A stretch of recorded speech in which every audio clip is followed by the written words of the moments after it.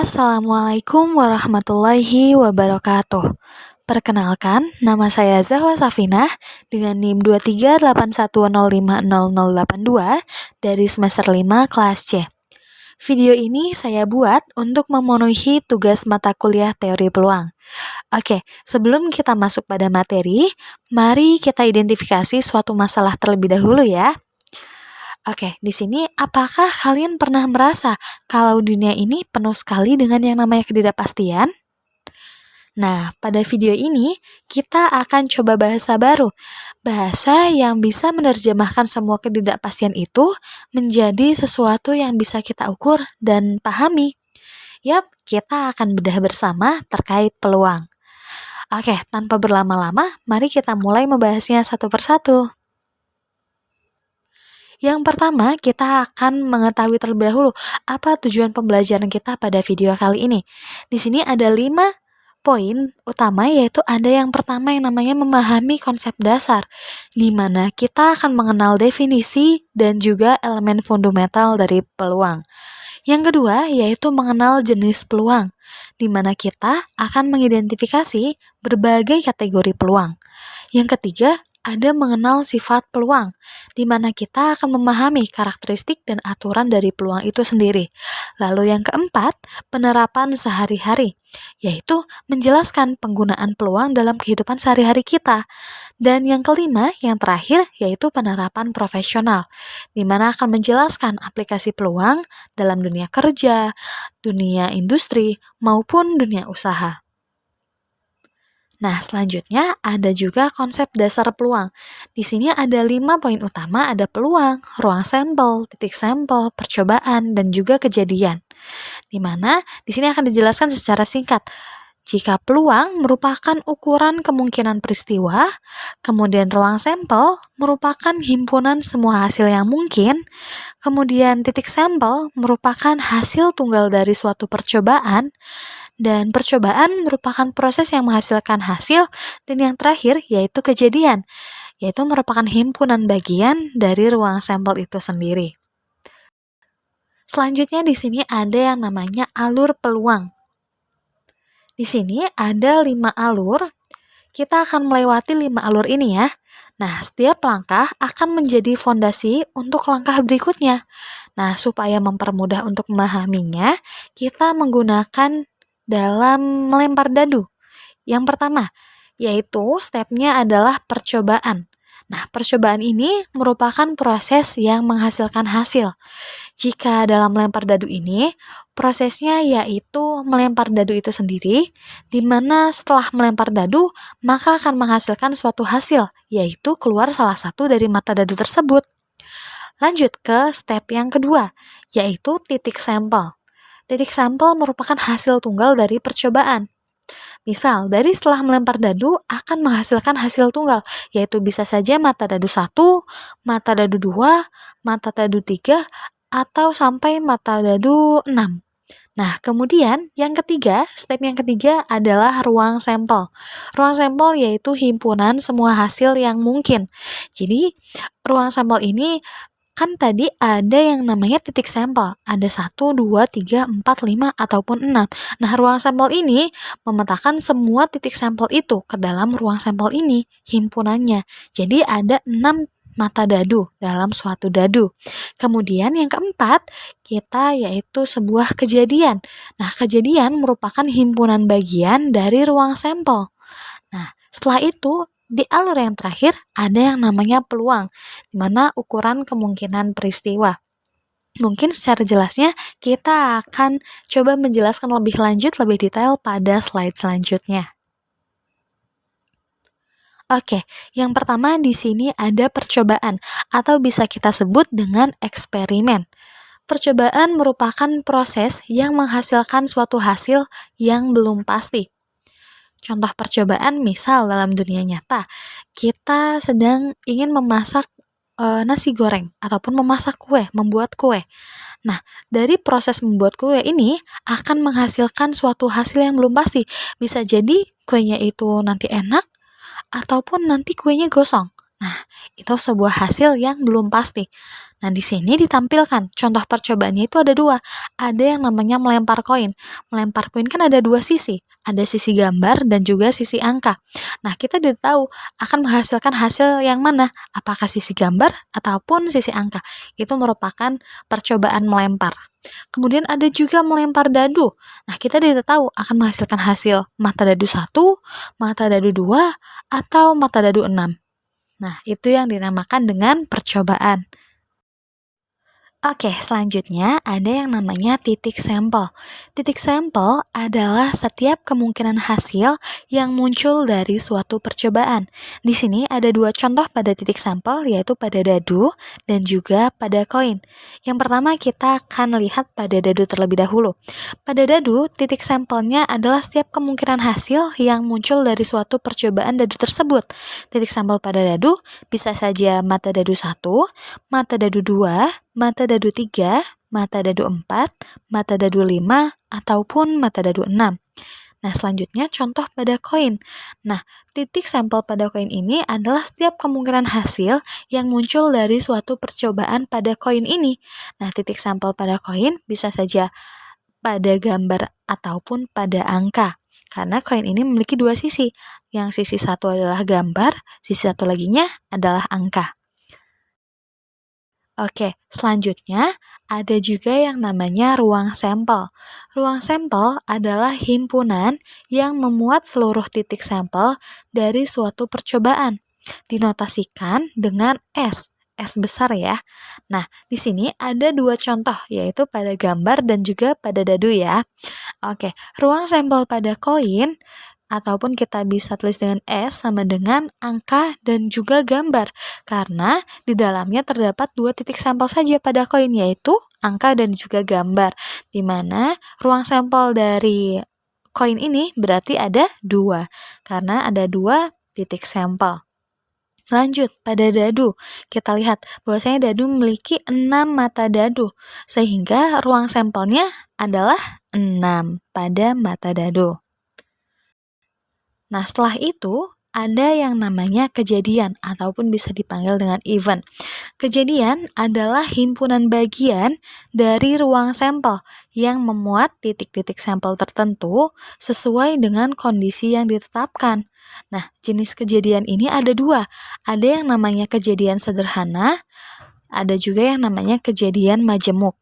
Kejadian sederhana yaitu satu titik sampel, menghasilkan satu titik sampel saja. Bagaimana dengan kejadian majemuk? Nah, kejadian majemuk yaitu akan menghasilkan lebih dari satu titik sampel. Nah, supaya lebih paham lagi, kita coba ke contohnya ya. Contohnya di sini kita memiliki sebuah dadu yang dilempar satu kali. Nah, ada dua kejadian. Yang pertama, kejadian munculnya angka 3. Pastinya ketika dilemparnya satu kali, kemungkinan kejadian munculnya itu pasti 1. Yang bernilai satu titik sampel, yaitu 3 itu sendiri kan. Sehingga kejadian munculnya angka 3 ini merupakan kejadian yang sederhana. Yang kedua, kejadian munculnya mata dadu genap. Kita ketahui bahwasanya pada dadu terdapat 6 mata dadu, yaitu 1, 2, 3, sampai 6. Di mana 1 sampai 6 ini memiliki mata dadu genap sebanyak 3, yaitu apa aja? Ada 2, 4, dan juga 6. Sehingga dari kejadian muncul mata dadu genap ini memiliki 3 titik sampel ataupun lebih dari satu titik sampel. Sehingga kejadian munculnya mata dadu genap ini merupakan kejadian yang majemuk. Selanjutnya yaitu terkait peluang. Nah, peluang adalah kemungkinan terjadinya suatu kejadian, digunakan untuk memprediksi peristiwa. Nah, peluang juga memiliki rumus umum yaitu PA sama dengan NA per NS, di mana PA yaitu merupakan peluang kejadian A, NA merupakan banyak anggota kejadian yang dibagi dengan NS, yaitu banyak anggota ruang sampel. Nah, selanjutnya kita akan bahas terkait sifat-sifat peluang. Terdapat 4 sifat peluang yang akan kita bahas pada video ini. Yang pertama ada nilai antara 0 dan 1. Artinya bahwasanya nilai peluang suatu kejadian itu selalu berada antara 0 dan juga 1. Dinotasikan bahwasanya PA ini lebih dari atau sama dengan 0, ataupun PA ini kurang dari atau sama dengan 1. Kenapa bisa lebih dari ataupun kurang dari 0 ataupun 1 ini? Nah, kita lihat pada sifat yang kedua, yaitu kemungkinan yang mutlak, di mana PA ataupun peluang sama dengan 0 merupakan kejadian yang mustahil. Contohnya, misal ketika kita mengikuti undian sebanyak 1.000 peserta dan yang akan menang itu 0 pemenang, maka itu merupakan kejadian yang mustahil. Bahwasanya tidak akan ada yang namanya pemenang. Nah, kemudian ada PA ataupun peluang sama dengan 1, kejadiannya itu pasti. Misal dalam undian juga nih, ketika dalam undian itu terdapat 1 peserta, yaitu kita, dan untuk pemenangnya itu ada 1 peserta. Pastinya kita yang menang karena seluruh pesertanya itu hanya 1, yaitu kita sendiri. Nah, sehingga 1 ini merupakan kejadian yang pasti. Selanjutnya, sifat yang ketiga ada peluang bersyarat. Maksudnya apa? Peluang bersyarat adalah peluang yang dimana kejadian dengan syarat kejadian lain telah terjadi. Jadi peluang sesuatu kejadian ini harus memiliki syarat, di mana syaratnya itu kejadian lain telah terjadi sebelum peluang ini.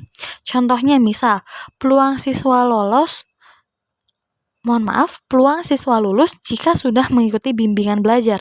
Jadi di sini terlihat bahwasanya peluang siswa lulus itu ada syaratnya, yaitu sudah mengikuti bimbingan belajar. Nah, selanjutnya sifat yang keempat, yaitu ada peluang independen. Apa sih peluang independen itu? Nah, peluang independen ataupun dua kejadian yang disebut independen jika terjadinya suatu kejadian tidak memengaruhi kejadian lainnya. Jadi ketika ada dua kejadian dan dua kejadian ini tidak memengaruhi salah satunya. Nah, contohnya apa? Contohnya melempar koin dan juga melempar dadu. Nah, dari dua kejadian ini tidak ada sangkut pautnya antara melempar koin dan juga melempar dadu, sehingga melempar koin ataupun melempar dadu merupakan peluang yang independen. Oke, selanjutnya ada jenis-jenis peluang. Di sini terdapat dua jenis utama peluang, yaitu ada peluang empiris dan juga peluang teoritis. Yang pertama, peluang empiris. Apa sih peluang empiris itu? Nah, secara singkat, peluang empiris berdasarkan pada percobaan langsung. Jadi, peluang empiris itu berdasar pada percobaan langsung. Lalu yang kedua ada peluang teoritis. Apa sih peluang teoritis itu? Secara singkat, peluang teoritis yaitu berdasar kepada perhitungan yang matematis. Oke, supaya lebih jelas, kita akan bahas satu persatu. Yang pertama, peluang empiris. Bisa kita kenali dengan belajar dari pengalaman nih. Nah, peluang empiris adalah kemungkinan suatu kejadian yang dihitung berdasarkan hasil percobaan secara langsung. Ini adalah perbandingan antara jumlah kejadian yang diamati dengan total percobaan yang dilakukan. Nah, sering juga disebut dengan frekuensi relatif peluang empiris ini. Adapun rumus peluang empiris yaitu PA sama dengan FA per N, di mana PA pastinya yaitu peluang kejadian A, lalu FA, apa sih FA ini? FA adalah banyaknya kejadian yang dibagi dengan N adalah banyaknya percobaan. Oke, konsep peluang empiris ini juga sangat berguna dalam berbagai bidang loh, mulai dari ilmu pengetahuan hingga pada bisnis, untuk memprediksi hasil berdasarkan data yang historis. Selanjutnya ada contoh peluang empiris. Kita contohkan pada lemparan koin. Nah, di sini soalnya yaitu bayangkan seorang siswa melempar sebuah koin sebanyak 100 kali. Nah, setelah percobaan, sisi angka muncul sebanyak 40 kali. Nah, dari data ini kita dapat menentukan yang pertama, peluang munculnya sisi angka, yang kedua, peluang munculnya sisi gambar. Nah, dari contoh ini menunjukkan bahwasanya bagaimana data ini dari percobaan nyata itu dapat digunakan untuk menghitung probabilitas. Oke, selanjutnya kita akan masuk ke dalam pembahasan contoh dari peluang empiris tersebut. Di sini, pembahasannya itu ada dua. Yang pertama untuk peluang sisi angka, dan yang kedua untuk peluang sisi gambar. Yang pertama kita identifikasi terlebih dahulu pada peluang sisi angka. Diketahui dari soal tersebut, bahwasanya banyaknya percobaan itu tadi 100 kali ya. Kemudian, banyaknya kejadian sisi angka yaitu 40 kali. Nah, di sini kita dapat menghitung peluang munculnya sisi angka, yaitu dengan rumus tadi, yaitu banyaknya kejadian dibagi dengan banyaknya percobaan. Di sini banyaknya kejadiannya, yaitu kejadian sisi angka itu yaitu 40 kali. Lalu banyaknya percobaannya yaitu 100 kali. Jadi 40 per 100 sama dengan 2 per 5.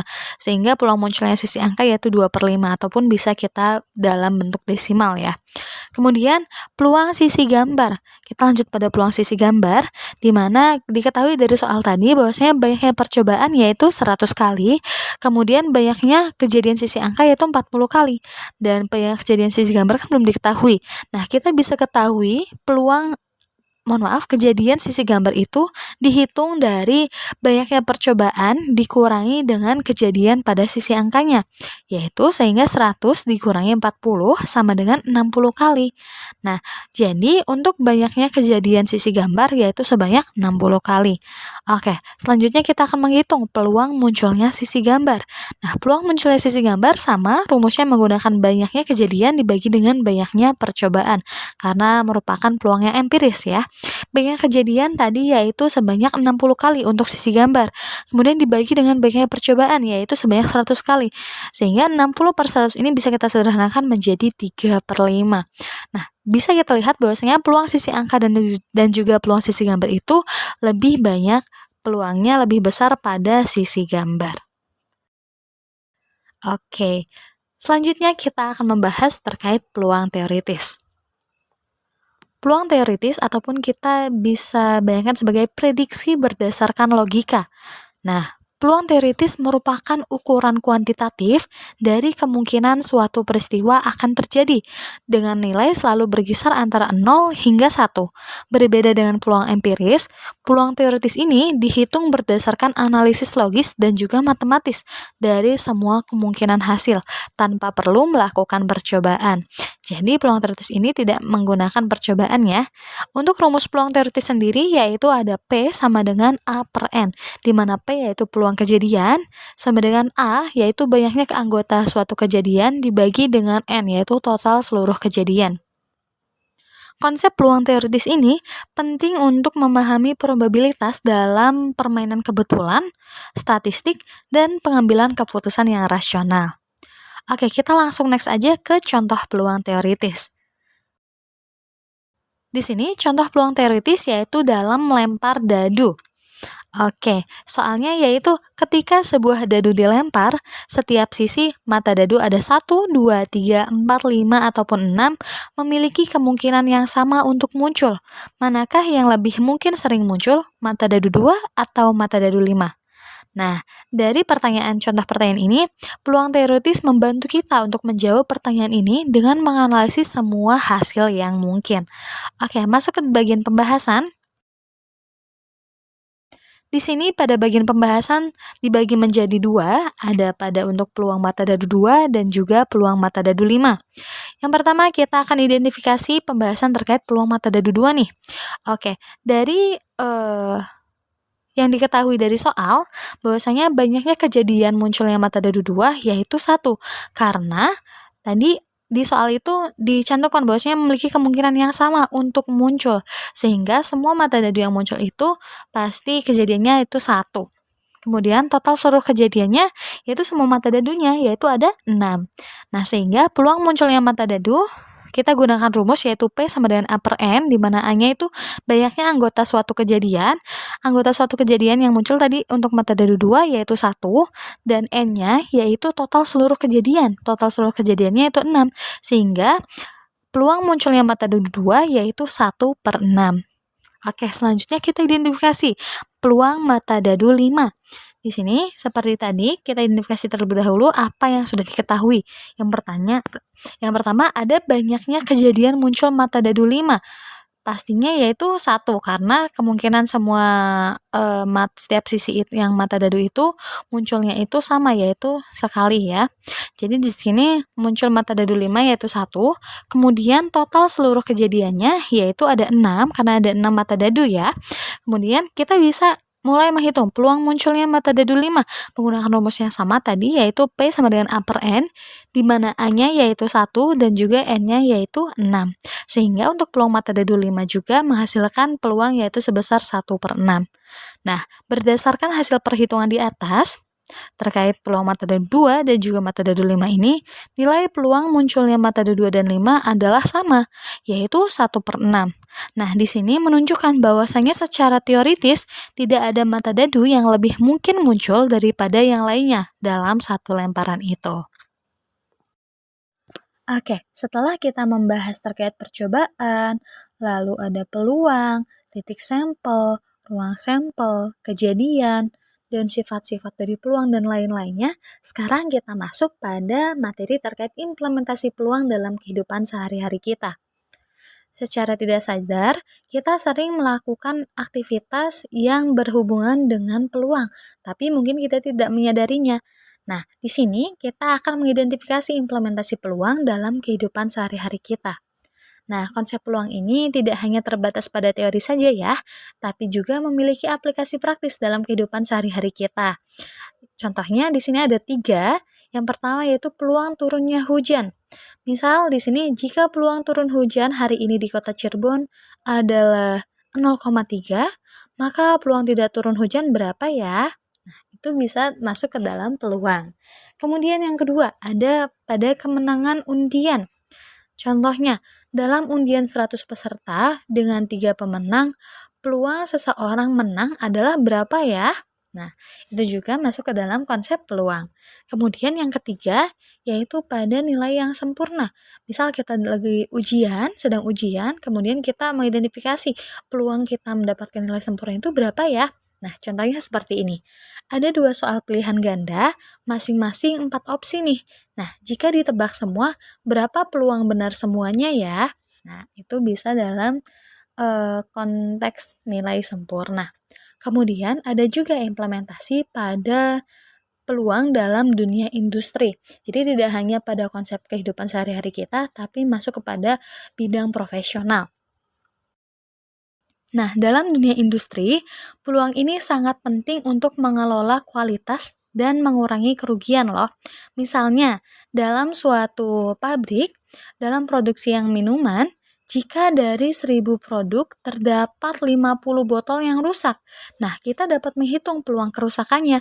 Caranya yaitu menggunakan peluang kerusakan sama dengan 50 botol yang rusak dibagi dengan 1000 produk yang keluar. Sehingga disederhanakan menjadi 5 per 10 dan jika didesimalkan menjadi 0,05. Di mana dengan mengetahui peluang kerusakan ini, pada bagian manajer produksi dapat memperkirakan tingkat kerusakan harian dan juga dapat mengambil langkah-langkah untuk menjaga kualitas dari botolnya tersebut, seperti meningkatkan pengawasan ataupun memperbaiki proses produksinya, sehingga nantinya kerugian ini dapat berkurang dari 0,05 ini. Kemudian contohnya, yang lainnya ada peluang dalam dunia usaha. Nah, jadi tidak hanya pada dunia industri saja, dunia usaha juga ada untuk dalam materi peluang. Nah, di dunia usaha ini, peluang membantu dalam memprediksi perilaku pelanggan dan juga mengoptimalkan strategi penjualan. Contohnya seperti apa? Misal, jika dari 100 calon pembeli yang datang ke toko, nah rata-rata 30 orang ini melakukan pembelian. Jadi kadang kan jika di toko itu banyak pengunjung, tapi hanya melihat-melihat saja. Misal di sini ada 100 calon pembeli, dan sehingga ada 30 orang yang melakukan pembelian. Nah, di sini kita bisa melakukan peluang, di mana peluang pembelian yaitu jumlah pembeli ini akan dibagi dengan jumlah calon pembelinya, di mana jumlah pembeli ini ada 30 dan juga calon pembeli ada 100, sehingga bisa disederhanakan menjadi 0,30, di mana informasi ini sangat penting dan juga sangat berharga bagi pemilik usaha ini. Mereka ini nanti dapat menggunakan peluang ini untuk memperkirakan penjualan harian ataupun mingguan, merencanakan stok barang, dan juga mengembangkan strategi pemasaran yang lebih efektif lagi untuk meningkatkan tingkat konversi calon pembeli menjadi pembeli yang membeli. Oke, mungkin cukup sekian presentasi dari saya. Kurang-kurangnya mohon maaf. Wassalamualaikum warahmatullahi wabarakatuh. Terima kasih.